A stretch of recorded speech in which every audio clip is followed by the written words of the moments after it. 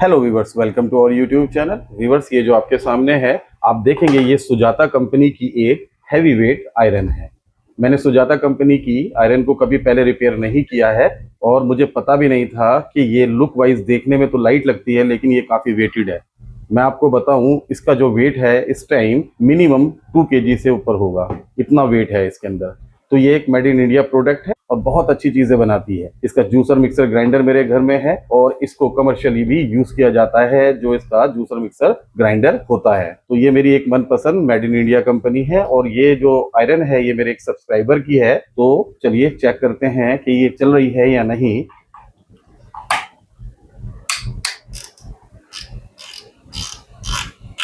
ये फुल थी तो ठीक है, इसकी प्रॉब्लम मुझे समझ में आ गई है।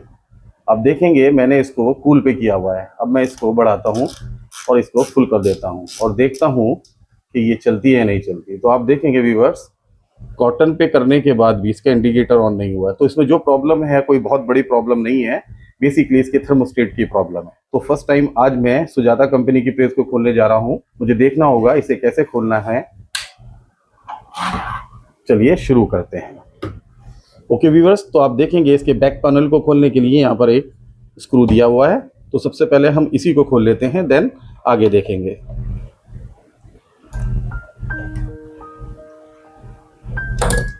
ठीक है,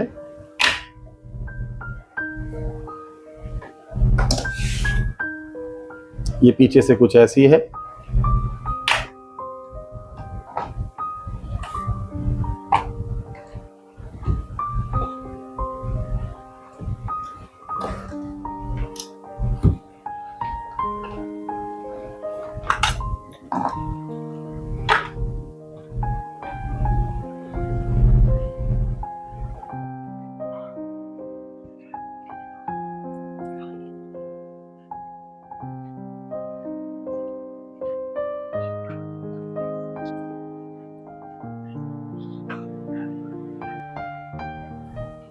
ओके व्यूअर्स, तो आप देखेंगे ये अंदर से कुछ ऐसी है। यहाँ सेंटर में इसका इंडिकेटर दिया है और आप देखेंगे यहाँ पर इसकी वायरिंग है।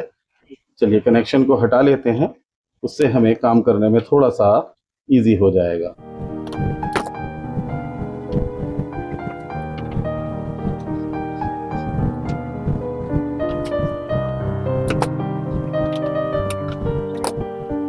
अब हमारे सामने ये वाला पार्ट आता है।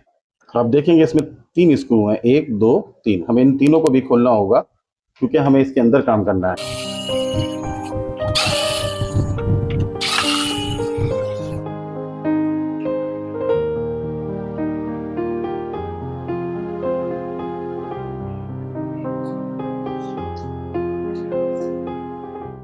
ओके व्यूअर्स, आप देखेंगे इसके वेट को बढ़ाने के लिए कास्ट आयरन का एक सॉलिड पीस यहाँ पर लगाया गया है। जो इसकी बेस प्लेट होती है वो काफ़ी हैवी दी है। तो ये कास्ट आयरन की एक हैवी प्लेट है और उसके नीचे ये एल्यूमिनियम की इसकी वो प्लेट है जो प्रेस करती है।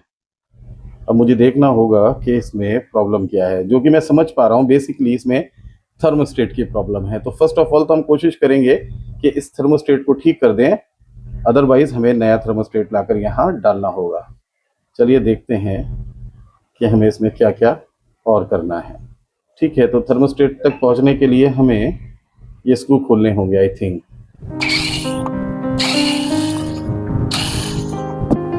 ओके, ओ माय गॉड, काफ़ी वेटेड पीस है ये कास्ट आयरन का। तो व्यूअर्स, ये इसका एलिमेंट है, आप देखेंगे, और ये वो थर्मोस्टेट है जो इसे काम करने से रोक रहा है। और उसके पीछे का रीज़न कोई बहुत बड़ा नहीं है। बेसिकली काम करते करते इसमें डस्ट आ जाती है, कार्बन आ जाता है और कई बार ये थोड़ा सा बर्न भी हो जाती है, इसकी जो टिप्स होती हैं वो। तो हमें उन सब चीज़ों को क्लीन कर देना है रेगमार से और थोड़ा सा इस ब्रश से धूल मिट्टी इसकी हटा देनी है। देन उसके बाद हम चेक करेंगे कि इसका ये थर्मोस्टेट काम कर रहा है या नहीं। तो आप देखेंगे इसमें से कितनी सारी धूल मिट्टी निकली।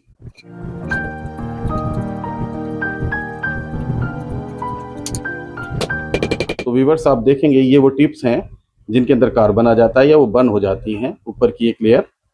तो उसे हमें घिस कर साफ करना होता है और उससे कई बार ये सब चीज़ें सही हो जाती हैं। और आप देखेंगे यहाँ पर नीचे की तरफ भी एक टिप है उसे भी क्लीन करना होगा, और मुझे लगता है उसके लिए इसे खोलना होगा।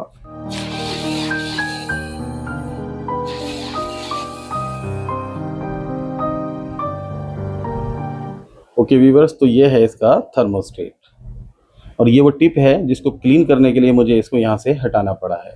चलिए जल्दी से इन सारी टिप्स को क्लीन कर लेते हैं, देन दोबारा इसको अपनी जगह पर लगाकर देखेंगे।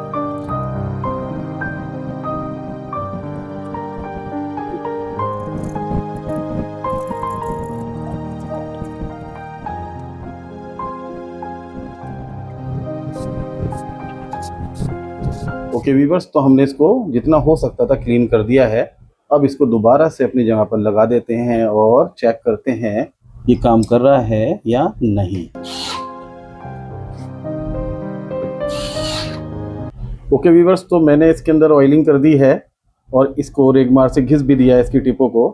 अब चेक करते हैं कि कंटिन्यूटी प्रॉपर वे में है या नहीं। ओके व्यूअर्स, हमारा थर्मोस्टेट ठीक हो चुका है। अब देखेंगे, अब ये काम नहीं कर रहा है। ठीक है, जैसे ही हम इसको बढ़ाते हैं, इसकी हीटिंग को बढ़ाते हैं थर्मोस्टेट के थ्रू, तो आप देखेंगे कि ये काम करने लगता है।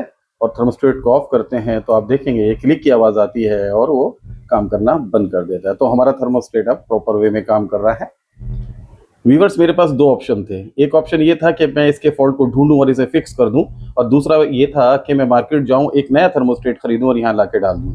लेकिन वो कोई काम नहीं है। मेरा पर्सनली ये मानना है कि जो चीज़ें कंपनी के साथ में चीज़ों में लग कर आती हैं, जो स्पेयर पार्ट्स लग कर आते हैं, उनकी जो क्वालिटी होती है, जो उनकी परफॉर्मेंस होती है, उसकी बराबरी कभी भी आफ्टर मार्केट के जो स्पेयर पार्ट्स होते हैं वो नहीं कर पाते हैं। बहुत जल्दी वो ख़राब होते हैं। अगर आप एक बार बदल देंगे तो बार बार कुछ कुछ दिन के बाद वो ख़राब होते रहते हैं। आप बदलते रहिए और या बदलवाते रहिए। ठीक है, उसमें ठीक ठाक पैसा जाता है। तो आपने देखा इस थर्मोस्टेट के अंदर ज़्यादा कोई प्रॉब्लम नहीं थी। इसकी टिप के ऊपर कार्बन था, कुछ बर्नआउट हो चुके थे। उन सारी चीज़ों को मैंने घिस दिया, साफ़ कर दिया, धूल मिट्टी इसकी हटा दी, WD-40 से इसको वॉश कर दिया, और अब ये प्रॉपर वे में काम कर रहा है। तो मेरा ये मानना है काम करने का असली तरीका यही है कि जो हमारे पास है, पहले सबसे पहले हमें उसे रिपेयर करने की, उसे सही करने की कोशिश करनी चाहिए। और बहुत मजबूरी में, इन दी एंड, जब कुछ रास्ता ही ना हो, तभी हम कोई नया स्पेयर पार्ट इसमें डालें। तो इसका थर्मोस्टेट ओके हो चुका है। चलिए इसको दोबारा से अपनी जगह पर फिट कर देते हैं सारी चीज़ों को। देन हम चलाकर देखेंगे कि ये काम कर रही है या नहीं।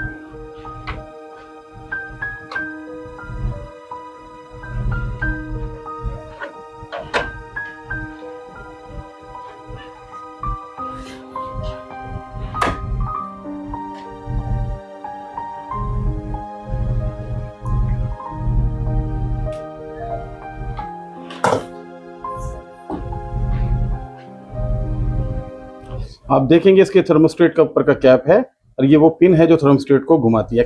एक्चुअली ये एक एक्सटेंशन पिन है। ये अपनी जगह पर प्रॉपर वे में नहीं बैठ रही थी, तो मैंने सुपर ग्लू की हेल्प से अपनी जगह पर रोक दिया है। अब ये अपनी जगह पर इसको लगाना बैठाना थोड़ा सा इजी मेरे लिए हो जाएगा।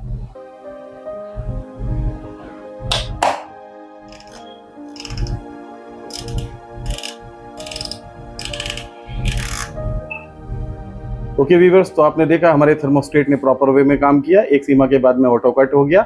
हमारी जो मेहनत है वो सफल हो चुकी है। इसका थर्मोस्टेट हमें बदलने की जरूरत नहीं पड़ी। पुराने ही थर्मोस्टेट को हमने रिपेयर एंड फिक्स कर दिया और वो प्रॉपर वे में काम कर रहा है। तो होप व्यूअर्स, आपको आज का मेरा ये DIY प्रोजेक्ट समझ एवं पसंद आया होगा। मिलते हैं ऐसे ही किसी इंटरेस्टिंग टॉपिक के साथ। जय हिंद।